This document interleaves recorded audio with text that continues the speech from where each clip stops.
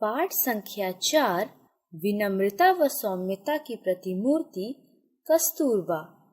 जीवन परिचय। बापू को उनके जीवन में दो वस्तुओं ने राह दिखाई, एक हिंदू धर्म ने, दूसरी बा ने।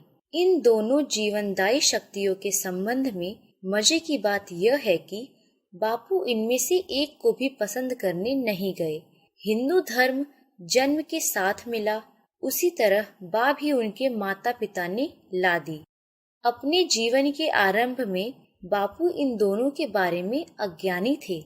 जिस प्रकार उन्होंने हिंदू धर्म को पूरी तरह बिना जाने ही अपना धार्मिक जीवन आरंभ किया, उसी तरह बा के महत्व और गुणों को भी बिना जाने पहचाने उन्होंने अपनी गृहस्थी शुरू की। परंतु उन्होंने इन दोनों को समझने की भरपूर चेष्टा की, दोनों को शुद्ध और प्रेम से अपनाया और इन दोनों की मदद से अपने जीवन को सफल किया। उन्होंने हिंदू धर्म के मर्म को समझा और उसे नया रूप दिया और फिर उसी के प्रभाव से वह आज की दुनिया के सबसे बड़े और संत महात्मा बन गए। बापू की दृष्टि में जीवन एक खेल था। वे सदा हंसते रहते थे। उनका वास स्थान सदा हास्य से मुखरित रहता था। वे बड़े विनोदी थे। विनोद में ही वह कभी कभी शिक्षा दे देते थे। उनका मस्तिष्क सदैव ताजा रहता था। शरीर थक जाने पर भी दिमाग नहीं थकता था। 79 वर्ष की आयु में उनकी स्मरण शक्ति पर मेधा अत्यंत तीव्र थी। अपने शरीर, मन और वचन पर उनका भरपूर नियंत्रण था। वे बड़े संयमी थे। स्त्री पुरुष का भेदभाव उनकी दृष्टि में था ही नहीं। बापू बड़े जिद्दी और धुन के पक्के थे। किसी न किसी शारीरिक कष्ट को भोगने का उनका आग्रह ही बना रहता था। दक्षिण अफ्रीका में सन 1904 में बापू के जीवन ने करवट लेनी आरंभ की और उनमें क्रांतिकारी उलट-पुलट हुई। जीवन की उलट-पुलट का उनका आग्रह इतना तेज और जबरदस्त था कि उनके सगे संबंधियों और मित्रों को भी उनका साथ निभाना दुभर हो गया। उनका प्रेम एक तरह का जुल्मी प्रेम था। उन दिनों बापू डरबन में वकालत करते थे। तब बहुधा उनके कारकुन उन्हीं के साथ रहते थे। उनमें गुजराती, मद्रासी, हिंदू और ईसाई भी थे। एक कारकुन ईसाई था। बापू के घर की बनावट यूरोपीय ढंग की थी। कमरों में मोरी नहीं थी, इसीलिए हर कमरे में पेशाब के लिए एक अलग बर्तन रखा रहता था। उसे साफ करने का काम नौकर नहीं बल्कि पति पत्नी बापू और बा स्वयं किया करते थे। हाँ, जो कारकुन अपने को घर का ही समझने लगते थे, वे अपना बर्तन स्वयं साफ किया करते थे। पर ये कारकुन नए थे। उनका बर्तन या तो बापू को या बा को साफ करना पड़ता था। बा भला बापू को क्यों साफ करने देती, फिर भी दूसरे बर्तन को बा उठाकर साफ कर देती थी। पर इन महाशय का बर्तन साफ करना उन्हें सहन नहीं हुआ। पति पत्नी में झगड़ा हुआ।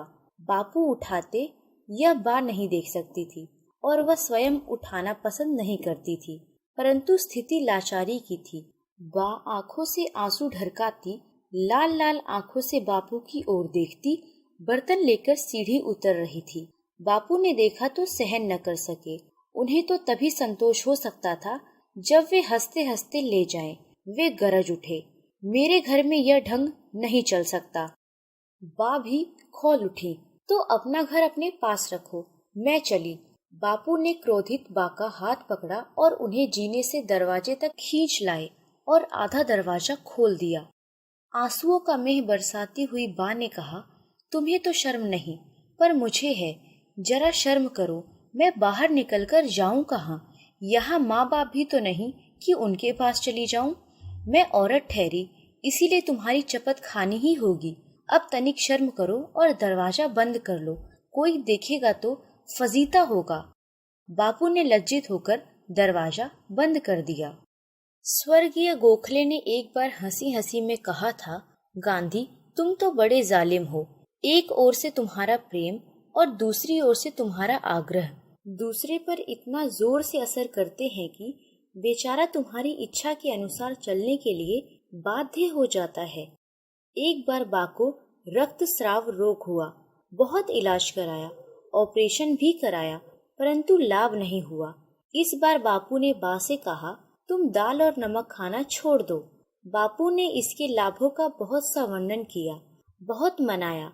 अपने कथन के समर्थन में इधर उधर की बहुत बातें पढ़कर सुनाई, पर बा नहीं मानी। अंत में उन्होंने कहा, दाल और नमक छोड़ने को कोई तुमसे कहे तो भी नहीं छोड़ सकते।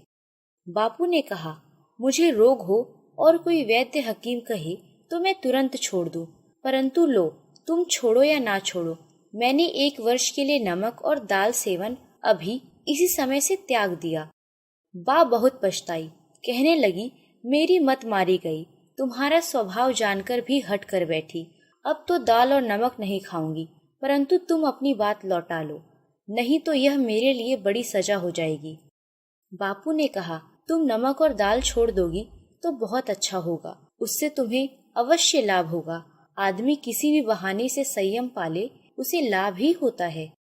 बा ने आंखों में आंसू भरकर कहा, तुम बड़े हठीले हो, किसी की बात मानते ही नहीं।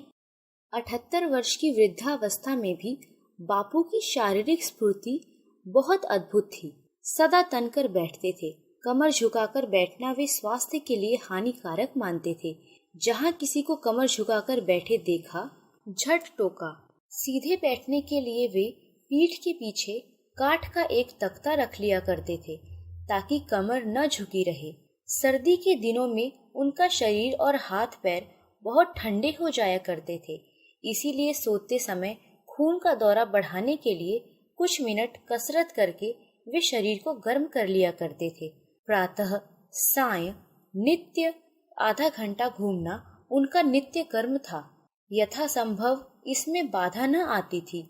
यदि काम में लगे रहने से रात के 9-10 बज जाएं, तो वे छुट्टी पड़ते ही घूमने निकल पड़ते थे। कभी कभी इतनी तेजी से चलते थे कि नव युवक भी उनके साथ चलते हुए हाँफ जाते थे।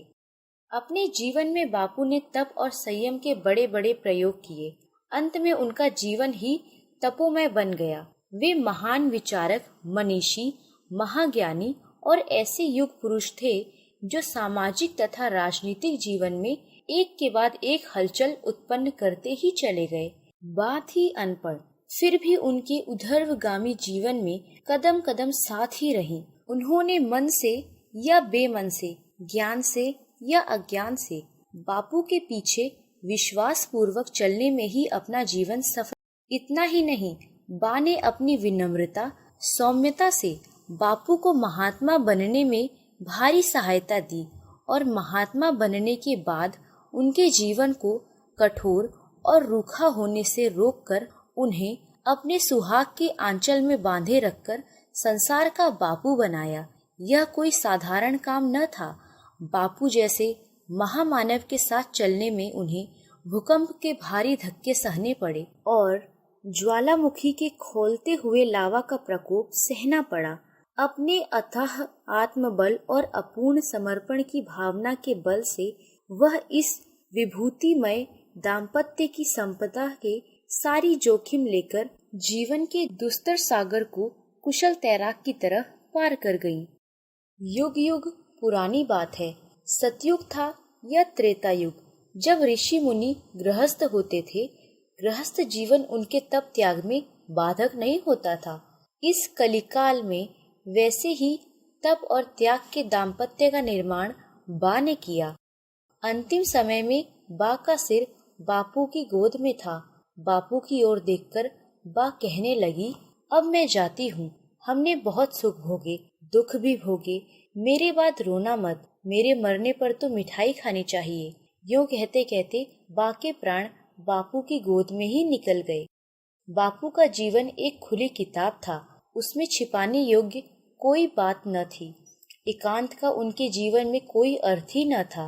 वे कोई भी बात, चाहे कितनी गुप्त क्यों न हो, बता देते थे। वे खुले दिल से बात करते थे। बापू ने कभी किसी का अविश्वास नहीं किया। बहुतों ने उन्हें बहुत बार धोखा दिया, फिर भी उन्होंने अपने विश्वास को नहीं हटाया। उनका यह निश्चय था कि हर व्यक्ति में गुण दोष दोनों मौजूद हैं। सुधरने का अवसर हर एक को देना चाहिए। आज नहीं तो कल वह अपनी भूल स्वीकार कर ही लेगा। वे दंड देने के पक्ष में नहीं थे। उनका कथन था कि सच्चा दंड पश्चाताप है।